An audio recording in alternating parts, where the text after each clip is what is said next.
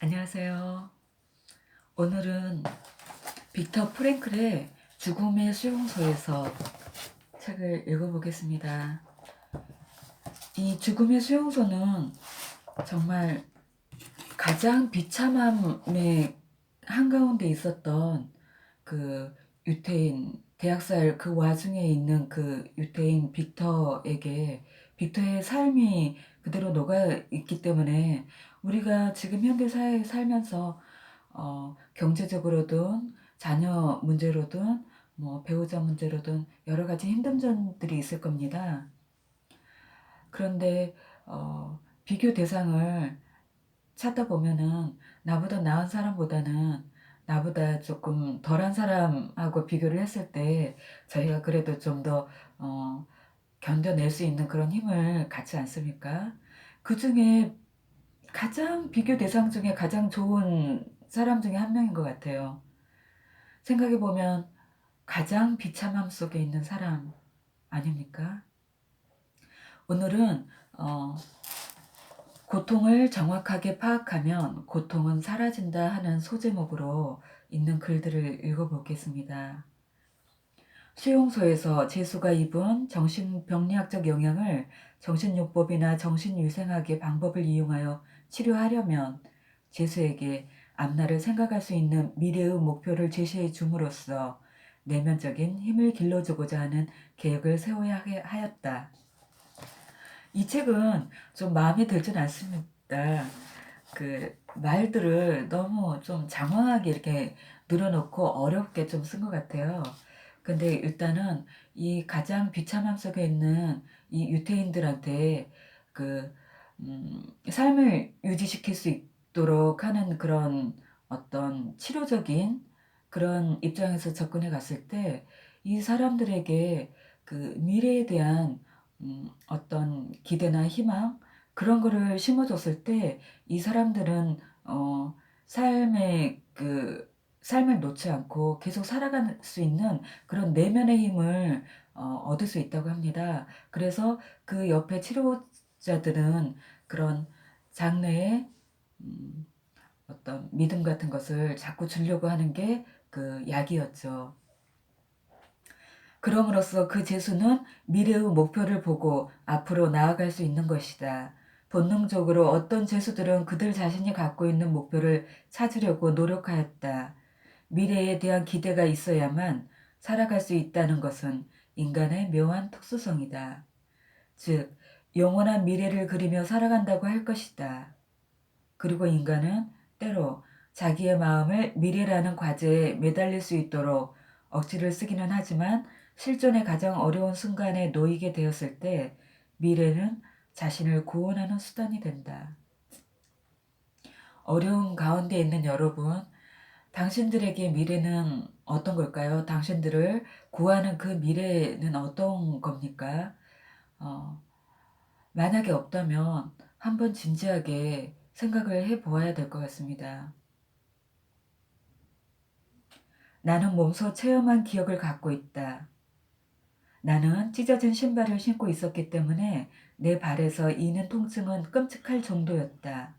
고통에 거의 눈물을 흘리다시피 하면서 나는 수용소에서 작업장으로 가는 긴 행렬에 섞여 몇 킬로미터를 절뚝거리며 걸었다.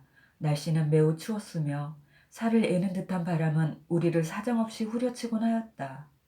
나는 계속하여 우리의 이 비참한 삶 때문에 끊임없이 이는 조그만 문제들을 생각하고 있었다. 오늘 밤은 무엇을 먹게 될까? 특별 배급으로 한 조각의 소시지라도 나온다면 그걸 한 조각의 빵과 바꾸어 먹을까? 2주일 전에 보상으로 받았으나 아껴두었던 한 개비의 담배를 한 그릇에 소프와 바꿀까? 나의 신발 한 짝의 끈이 동강나고 말았는데 이를 대신할 한 토막의 철사줄을 어떻게 구할 수 있을까? 시간에 늦지 않게 작업장으로 가서 평소 내가 일하던 작업반에 낄 수 있을까? 아니면 다른 작업반에 끼게 되었다가 짐승 같은 감독이 있기라도 한다면 어떡하지?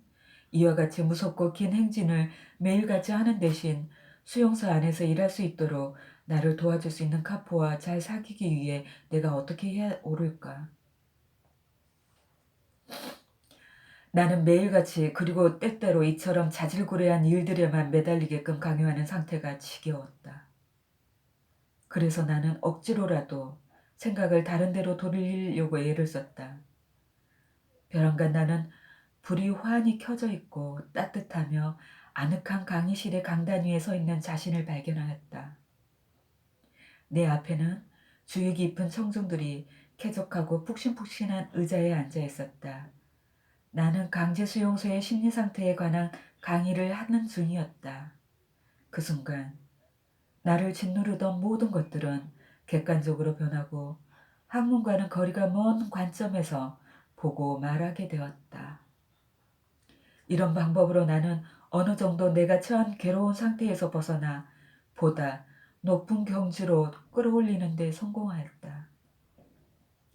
그리고 나는 그와 같은 상태를 이미 과거로 흘러가 버린 것처럼 관찰할 수 있었다. 나와 나의 자질구레한 문제들은 내 자신이 떠맡게 된 흥미로운 정신과학적 연구의 대상으로 변하고 말았다. 스피노자는 그의 윤리학이라는 저서에서 뭐라고 하던가. 괴로움을 받고 있는 감정은 우리가 고통에 관하여 분명하고도 정확하게 파악하는 그 순간에 고통으로 느껴지지 않을 것이다.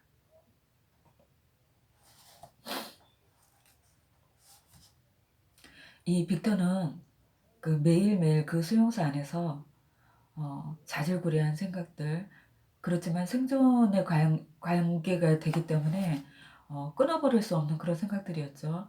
신발끈이 끊어져서 신발을 질질 끌고 다니면 이제 그거는 또 만약에 발에 물집이라도 생기는 날에는 또 가스실로 직결되는 그런 생존의 문제입니다.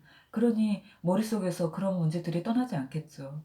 그리고 먹는 것도 너무나 부족하기 때문에 먹는 것을 어떻게 하면 확보할 수 있을까 하는, 지금 우리에게는 자질구레하지만 이 사람한테는 생존과 관련된 문제이기 때문에 그 머릿속에서 떠나지 않았던 그 생각들을 어느 날 빅터는 역겨웠겠죠. 이런 정말 바퀴벌레나 어떤 진짜 단세포 생물들이 오로지 하나만 갖는 그 생각, 생존에만 관련된 그 생각, 그런 생각들에 얽매여 있는 자기 자신이 너무 이제 참기 힘들었겠죠. 그랬을 때 이 사람은 이제 보다 높은 경지로 스스로를 끌어올립니다. 아, 내가 보다 높은 경지의 생각을 해야 되겠다가 아닌 시선을 한번 돌린 거죠. 억지로라도 생각을 다른 데로 돌리려고 애를 썼다. 벼랑과 나는 불이 환히 켜져 있고 따뜻하며 아늑한 강의실에서 강단에 서 있는 자신을 발견했다. 주의 깊은 청중들이 쾌적하고 푹신푹신한 의자에 앉아 있었다.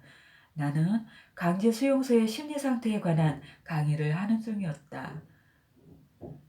그 순간 나를 짓누르던 모든 것들은 객관적으로 변하고 학문과는 거리가 먼 관점에서, 정말 우리가 보통 교수님들이 그런 학문적인 관점에서 강의를 하지 않습니까? 그렇지만 이 빅터만큼 이 수용소에서 생활들, 그리고 수용소에서 이 인간들에 대해서 얘기를 할 때 그 학문을 이미 넘어선 정말 자기가 구체적으로 경험했던 그런 그 풍부한 경험담들, 풍부한 그 인간에 대한 연구들을 이 사람만큼 강의를 잘할 수 있는 사람이 어디 있을까요? 그 빅터가 그 모습을 생각하면서 지금 자신이 처한 상황이 이제는 어 예전에 그 생존에 관련된 정말 그 바퀴벌레와 같고 단세포와 같은 그런 존재로서 이 상황이 느껴지는 게 아니라 이제 경지가 한 단계 올라간,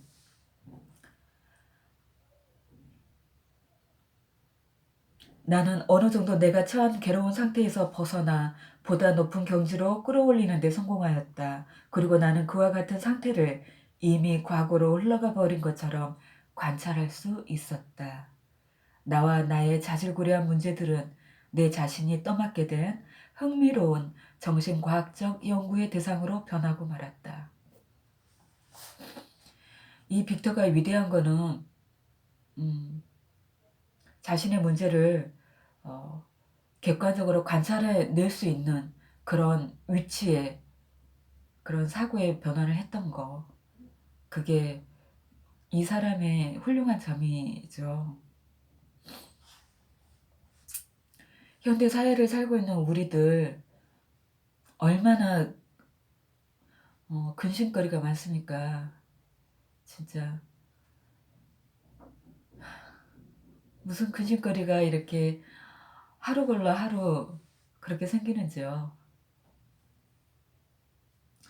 우리도 이렇게 관점을 바꿔서 한 경지 위로 올라가서 우리가 처한 문제를 고통과 충격이 느껴지지 않는, 느껴져도 조금만 느껴지는, 그래서 이렇게 짓눌려서 숨도 쉬기 어려운 그런 상황이 아니라 좀 관조하는 입장으로 우리의 문제를 쳐다보면 훨씬 이 순간순간들이 살기 쉬워질 겁니다.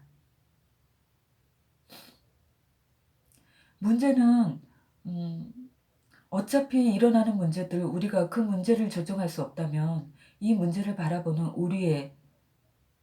우리의 관점이나 우리의 생각이나 우리의 마음을 바꿀 수 있죠.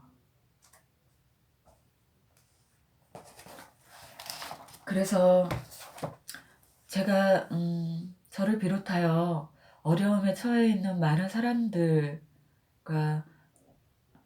이 21세기를 같이 살아가면서 마음 공부를 하는 친구들로서 좀 힘을 냈으면 하는 마음에서 제가 좀 쓴 글이 있는데 한번 읽어볼게요. 영원할 것 같은 내 앞에 비참한 현실도 분명히 시간이 감에 따라 강물처럼 흘러 사라질 것이고, 미래의 내가 되돌아봤을 때 끝나지 않을 것 같아서 그렇게 슬퍼하는 지금의 나에게 그렇게 슬퍼하지 말라고, 그 고통은 끝났다고, 생각보다 빨리 끝나더라고, 그러니 그렇게 비탄에 빠지지 말라고, 그렇게 소중한 단 한숨도 도구로 만들지 말라고, 끝이 안 보인다고, 끝이 없다고 생각하는 지금 너의 생각을 제대로 바라보라고 말하고 싶습니다. 정말 이 고통의 끝이 없겠습니까? 이 고통이 24시간, 48시간, 72시간, 96시간, 120시간 계속될까요? 끝나지 않는 고통 속에서 당신은 24시간, 48시간, 72시간, 96시간, 120시간 후에 무너져서 당신은 죽음을 맞이했을까요? 그 대답을 이미 알고 있지요? 그런 건 아니라고요. 고통도 정확하게 바라보면 사라진다고 합니다. 만약 당신이 지금 너무 아파서 정확히 고통을 바라보지 못한다면 기도는 할 수 있겠지요. 사랑하는 존재여, 앞이 안 보여 슬퍼하는 너무도 불쌍한 이여, 미안합니다. 용서하세요. 감사합니다. 사랑합니다. 슬픔에 집중했던 가련한 당신 마음을 그만 놓아주세요. 그리고 하나님께, 부처님께, 당신 안의 신성에게 기도하세요. 자신을 그런 운명에 처하게 한 것에 대해 욕이 나오면 세상 없는 욕이라도 해보세요. 눈물이 나면 눈물을 흘리세요. 그리고 기도하세요. 이 일이 생기게 한 원인은 나에게 있습니다. 미안합니다. 나를 용서하세요. 그렇지만 이 또한 모든 게 제자리를 찾아갑니다. 제자리를 찾아갈 것을 압니다. 감사합니다. 사랑합니다. 사랑합니다. 저를 비롯하여 많은 여러분들 사랑합니다.